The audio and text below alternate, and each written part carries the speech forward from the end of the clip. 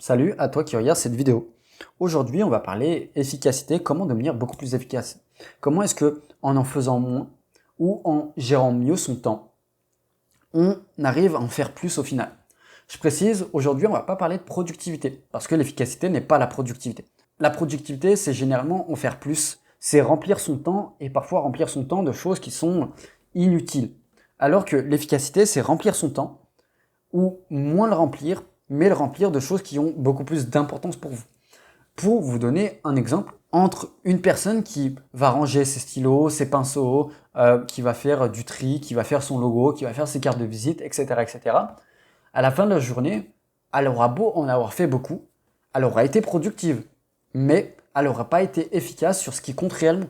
À l'inverse, vous avez peut-être une personne qui, dans sa journée, va faire juste deux choses, je sais pas, faire ses messages de prospection et faire 1 heure de pratique de dessin ou de peinture, eh ben, il aura été beaucoup plus efficace à la fin de la journée. En d'autres termes, le productif répond à la question combien j'en ai fait aujourd'hui. L'efficace répond à est-ce que ce que j'ai fait aujourd'hui valait vraiment le coup et m'a vraiment fait avancer. Moi, je me mets dans une optique de vous rendre efficace et de vous orienter vers cette voie-là. Maintenant, dans tout ce que je vais dire, il y aura aussi des choses qui vous permettront d'être productif. Le premier point, j'en ai parlé, j'en ai fait une vidéo complète, c'est la notion de tracking, ou plutôt l'habitude de tracking. À la base, c'est une habitude qui nous sert à surveiller et à créer ou à défaire des habitudes. En fait, le fait d'être efficace est aussi une habitude qui peut être installée. Il y a plusieurs façons de le faire, c'est, je pense, à chacun de trouver ses méthodes, mais en quoi que ça nous rend plus efficace que de ajouter cette habitude-là. Imaginons que vous procrastinez et ça vous coûte des heures par jour. En soi, ça n'est pas être efficace dans votre quotidien et vous le savez. Peut-être que en traquant, en ayant conscience de la procrastination, vous allez commencer à moins procrastiner. Et du coup, ça va vous rendre beaucoup plus efficace sur ce que vous avez à faire. Encore une fois, peut-être que vous scrollez régulièrement. Donc c'est une action qui n'est pas efficace dans votre quotidien et qui ne vous rend même pas non plus productif. Peut-être qu'en faisant du tracking sur cette habitude de scrolling, vous allez réduire votre tendance à aller sur les réseaux d'une manière automatique de plusieurs heures par jour, par semaine. Ces heures par jour, par semaine, vous allez pouvoir les convertir en repos, donc ça va vous rendre plus efficace, ou en temps, vous allez pouvoir les mettre dans vos essentiels. Donc ça peut aussi vous rendre plus productif. Ça, c'était pour la première habitude, pas des moindres. Deuxièmement, c'est quelque chose qui est très connu, la notion de deep work ou de travail profond. Alors, le deep work, pour vous la faire très court, très synthétique, c'est de prendre du temps, sans réseaux sociaux, sans distraction, où on va travailler exclusivement sur une tâche avec un objectif. Et le but, c'est pendant 7h30, on est ultra concentré. Ça peut durer plus, mais en moyenne, c'est 90 minutes, donc 1h30. Pourquoi est-ce que ça nous rend efficace ? Parce qu'en fait, justement, on coupe les distractions et on est pleinement concentré. Un travail focus vaudra plus que n'importe quel type de travail. Je pèse mes mots. Avec 1h30 de focus sur vos essentiels, vous pouvez en faire plus qu'en une journée de 8 heures de travail. Parfois, 1h30 concentrée sur un objectif précis vous permettra d'être beaucoup plus rentable. En fait, c'est cette notion de rentable que 8 heures éparpillées avec des distractions monstres. Donc, le deep work, même si on commence par des sessions d'1 heure, parce qu'au départ c'est compliqué, c'est l'un des outils qui vous rendra le plus efficace. Et ensuite, c'est l'une de mes préférées, ou en tout cas elle devient ma préférée avec le temps, c'est ce qu'on appelle le batching de tâches.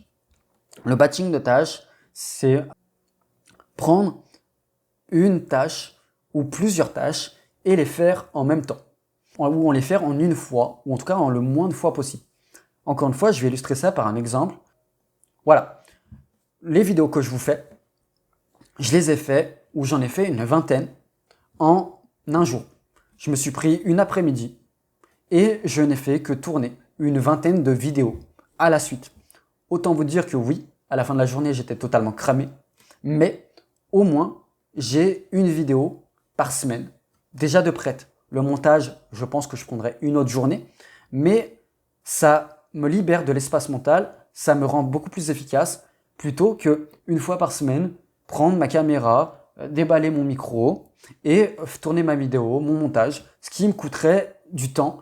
Et c'est pas que j'ai pas le temps de faire les vidéos, c'est juste que je préfère dédier cet espace et me libérer de cet espace mental régulièrement. Là, les vidéos, je vais en tourner une vingtaine, j'en suis peut-être à ma vingtaine avec celle-ci, d'un coup. Et ben, en réalité, maintenant, dans 20 semaines, je reprendrai une journée ou deux avec le montage pour refaire des vidéos. Et je suis totalement OK avec ça. C'est l'une des techniques les plus efficaces en termes de productivité. Au lieu que ça me coûte du temps à répéter les trucs, à me prendre de la charge mentale, non. Je plie ça en une fois, on n'en parle plus, pas de problème de logistique. Ensuite, c'est la notion de One Thing. Alors, c'est un livre, Gary Keller, je crois, qui exprime une idée centrale.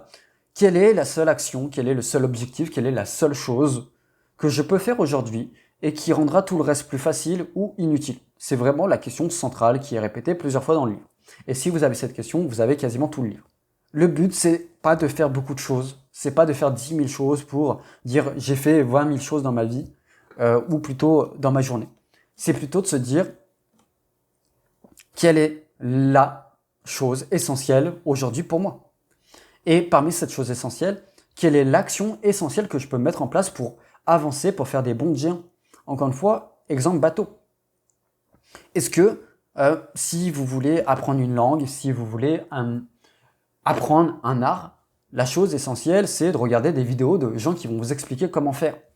Alors non, la chose essentielle, c'est de pratiquer, c'est de faire des erreurs. Alors oui, ça peut aider. Je ne dis pas qu'il faut non plus être allergique à tout type de consommation, mais ça doit être 10 à 20% de ce que vous faites et 80% devrait être orienté sur de la pratique pure et dure. Et c'est une notion qui vous rendra 10 fois plus efficace. Vous allez en faire moins, mais ce que vous allez faire, vous allez le faire beaucoup plus rapidement et vous allez être propulsé beaucoup plus rapidement vers vos objectifs. Du coup, une fois que cet objectif il est plié, vous pouvez passer à un autre, et ainsi de suite, et ainsi de suite.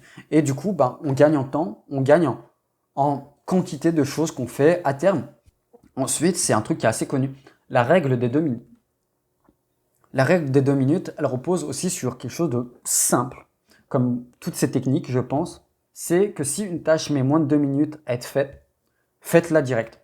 Pourquoi? Parce que ça libère de l'espace mental. Si vous avez à regarder vos mails et que vous savez que ça va vous prendre 2 minutes, regardez vos mails, hop, 2 minutes, et hop. Si vous avez reçu un message hors deep work ou quand vous pouvez vous le permettre, répondez au message. Si ça vous prend 2 minutes, ce sera une charge mentale en moins à faire. Bref, s'il y a des petites actions qui sont à faire, bon, le but c'est pas non plus de se perdre là-dedans et de faire que des petites actions qui prennent moins de 2 minutes et à la fin se dire, voilà. Non, c'est vraiment se libérer de l'espace pour après être efficace et charbonner sur ce qui compte pour vous. Ensuite, c'est, alors je crois que ça porte le nom en anglais de Eat the Frog, manger la grenouille. En d'autres termes, c'est vous prenez ce qui est important pour vous et vous le mettez en priorité les premières heures de votre journée. Si pour vous, c'est important d'apprendre l'anglais et que c'est votre priorité de l'année, faites 1 heure d'anglais la première heure de votre journée. Vous avez quasiment réussi votre journée. Vous avez réalisé l'objectif numéro 1 de votre journée dès la première heure. Derrière, vous faites ce que vous voulez plus ou moins, selon vos objectifs. Si votre objectif principal, c'est de gagner votre vie avec le business, dédiez 1 heure, 2 heures, peu importe comment vous pouvez, les 2 premières heures de votre journée.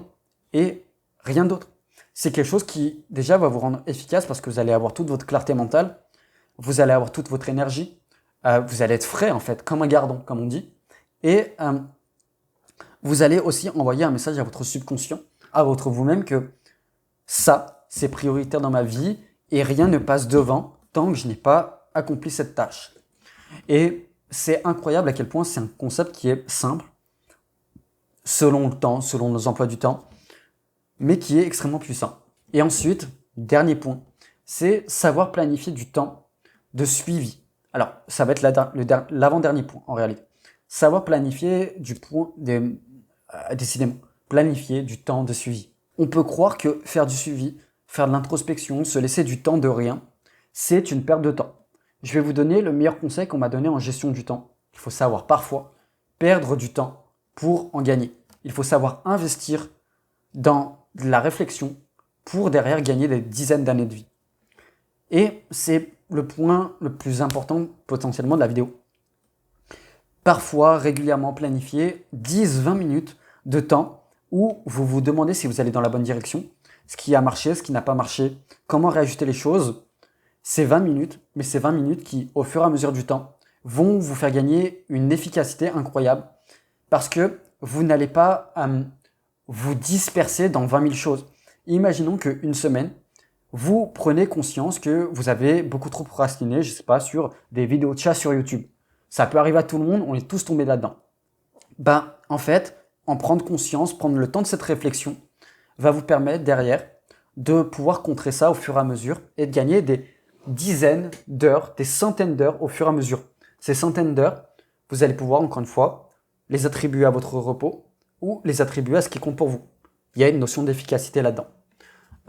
Donc, prenez vraiment le temps de suivre ce que vous faites, de ne pas tout le temps être dans le guidon, de prendre du temps d'introspection sur votre vie, si elle va dans le bon sens, si vos choix sont bien orientés, si vous êtes aligné, s'il y a des choses qui ne vont pas. Ça n'est pas une perte de temps, c'est un investissement de temps, en fait. Et le dernier point, pas des moindres, c'est planifier des temps de repos. Alors, il n'y a pas de repos, ou plutôt, il n'y a pas de productivité sans repos. Il n'y a pas d'efficacité sans repos. Je veux que ce soit entendu. Parce que on est dans une société et parfois certains courants de développement personnel, certaines personnes prônent le surproductivité. Prônent un côté, il faut y aller bourrin, motivation, discipline. Ok, dans un certain sens, avec certaines nuances. Le problème, de mon point de vue, c'est que si vous ne vous reposez pas, vous allez vous cramer très vite. J'ai connu ça. Et je connais parfois ça quand je ne prends pas assez de repos. Alors, le repos va dépendre de vous. Le repos va dépendre des moments de votre vie et c'est tout à fait normal.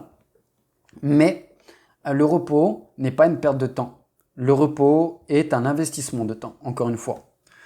Le repos, c'est faire quelque chose que l'on a oublié de faire. Et en fait, je pense qu'on a même oublié de bien se reposer. Et pourtant, composante importante. Tous les plus grands sportifs, tous les plus grands entrepreneurs, tout ce que vous voulez, les gens qui ont des réussites et qui doivent être efficaces, ont un temps de repos. Sinon, ils se crament et ils ne sont pas durables. Je ne sais pas ce qu'est pour vous la notion d'efficacité, mais pour moi, on est efficace. Ok, certes en faisant ce qui a de la valeur, mais aussi sur le temps, sur la durabilité, avec la constance. Sinon, pour moi, ça n'est pas une notion d'efficacité saine. Donc, planifiez le temps de repos comme si c'était vos priorités. De mon point de vue à moi, avoir du temps de repos, c'est un essentiel et une priorité dans ma vie. Et je le planifie. Tous les jours, j'ai une demi-heure à 1 heure bloquée, exclusivement pour faire la sieste ou aller faire la marche. Beaucoup de gens pourraient dire que je suis un putain de feignant. Mais peut-être que c'est le cas. Mais j'ai jamais eu autant d'énergie. J'ai jamais eu autant d'efficacité. Je pense que si j'aurais pas fait 1 heure de sieste avant d'attaquer ces vidéos ou entre ces vidéos, plutôt, je n'aurais pas pu enchaîner 20 vidéos d'affilée. Tout comme je ne pourrais pas apprendre l'anglais, apprendre l'italien, faire ma MAO, mon business tous les jours. Faire la sieste, pour moi par exemple, faire ma marche, c'est une forme de repos et il n'y a rien ni personne qui pourra me l'enlever. Même si je dois moins travailler pour avoir plus de repos, je m'en fous parce que je sais que c'est quelque chose qui va servir mon travail et qui va me rendre plus durable dans le temps. Donc, vraiment planifier ce repos, j'insisterai jamais assez là-dessus. Donc voilà.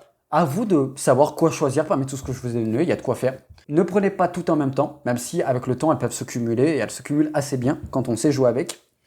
Prenez-en 1, 2 grands max et mettez-la en pratique, expérimentez-la et surtout ne prenez pas comptant comme je vous l'ai donné. Adaptez à vous. Il y a des trucs qui marcheront, d'autres moins. Il y a des choses qui seront adaptées avec vous et c'est ok. Mais faites-en l'expérience. Gardez cette autonomie de pensée et d'expérience, l'une des choses les plus importantes en développement personnel et aussi c'est quelque chose qui vous rendra beaucoup plus efficace que d'expérimenter sur la vie, sur vous, avec vous. Donc voilà, à mettre en application, sinon ça ne sert à rien. Sinon, ça ne vous rendra jamais plus efficace. Et puis, je vous souhaite de prendre infiniment soin de vous.